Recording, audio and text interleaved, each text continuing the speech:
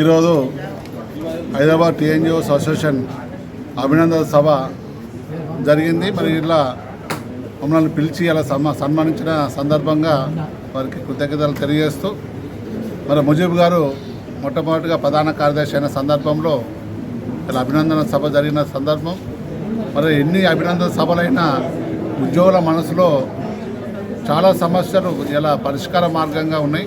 మరి గత ప్రభుత్వంలో చేసిన సమస్యలు అయితే మరి ఈ ప్రభుత్వం వచ్చిన తర్వాత మరి సమస్యల సాధన ప్రభుత్వాన్ని పైన ఉన్నది.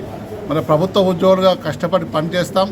ఆ పనిచేసే సందర్భంలో మా హక్కులను సాధించుకోవడంలో మీరు కూడా మాకు ముందుండి మా హక్కులను ఇచ్చే సందర్భంగా మేము అందరినీ మా ఉద్యోగ సంఘాలుగా ఏకం చేస్తున్నాం సార్.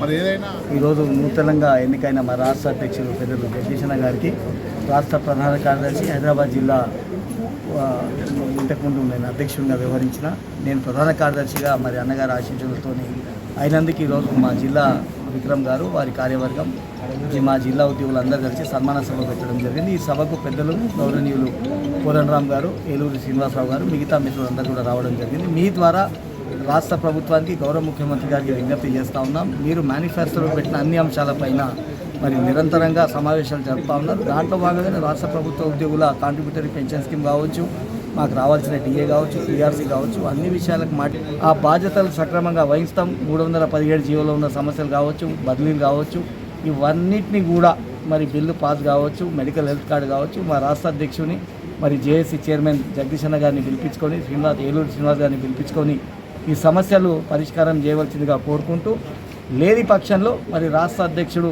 ఏ నిర్ణయం తీసుకుంటే మొత్తం 33 జిల్లాలు రాష్ట్ర అధ్యక్షుడి నిర్ణయం కోసం మేము సిద్ధంగా ఉన్నామని గౌరవ ముఖ్యమంత్రి గారికి మీ ద్వారా వేడుకుంటున్నాం.